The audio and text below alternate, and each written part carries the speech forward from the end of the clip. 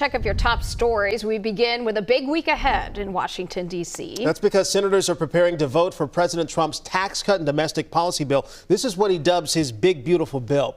Here's a live look for this morning from the U.S. Capitol. This is where senators debated well into the night last night over this bill.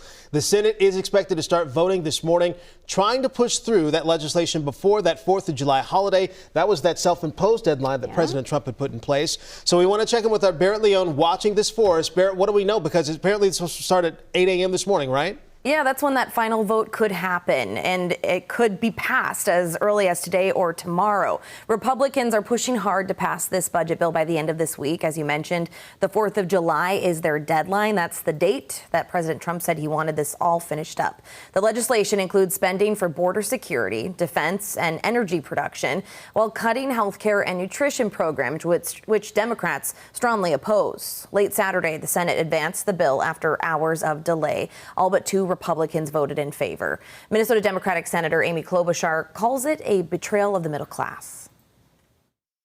A budget is really a choice. Who are you going to help? And they have chosen to help the very wealthy instead of standing with their constituents. But over time, I think people are going to understand what we're trying to do here, and we'll have a chance the next couple of days to explain from our point of view why this is a good bill for the American business. Again, the next round of voting for the bill is scheduled to get started in the Senate this morning, meaning it could pass as early as tonight or early Tuesday. If passed in the Senate, the House still needs to approve any changes to the bill before it can head to the president's desk for signature. All right. Of course, we'll be following that throughout the day. Barrett, thank you. New this morning, we are working to learn more about a car fire. This shut down a busy chunk of 94 overnight. This is what our photographer saw over on the side of the interstate just before 1 in the morning.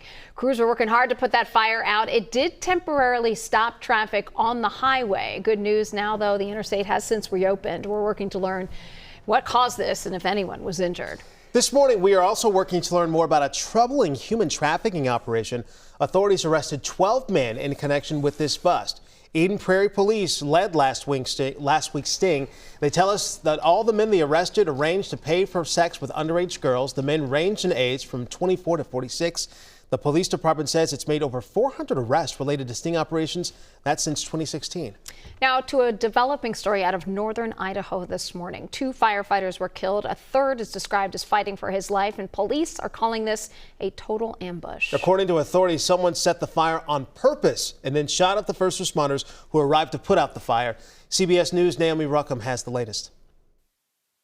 A solemn scene as the bodies of 2 slain firefighters were escorted through Coeur d'Alene, Idaho. There's multiple gunshot wounds.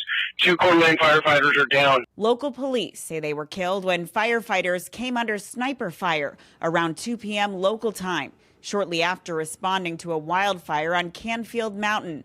At least 1 other firefighter was injured. Police now believe the suspect set the fire intentionally. This was a total ambush. These firefighters did not have a chance. The sheriff says law enforcement exchanged fire with the suspect. The standoff ended later Sunday when the dead body of the suspected gunman was found with a firearm nearby after authorities honed in on a cell phone signal. The sheriff says the suspect's body, along with a number of guns, were pulled from the mountain as the wildfire rapidly approached the scene. We believe that is the only shooter that was on that mountain at that time. So there is no threat to the community at this time. Multiple state and local agencies, along with the FBI, responded to the scene. A no-fly zone had been in effect as helicopters flew over the mountain, carrying snipers and deploying heat-seeking technology in the search for the suspect. A shelter-in-place order was lifted shortly after the body was found, though authorities are warning the public to stay away from the mountain due to the active fire. Investigators are expected to go up to collect more evidence this morning. Naomi Ruckham, CBS News. So far, police say they are not releasing the names or any information on the victims or the suspect, though they say the injured firefighter is out of surgery and listed in stable condition.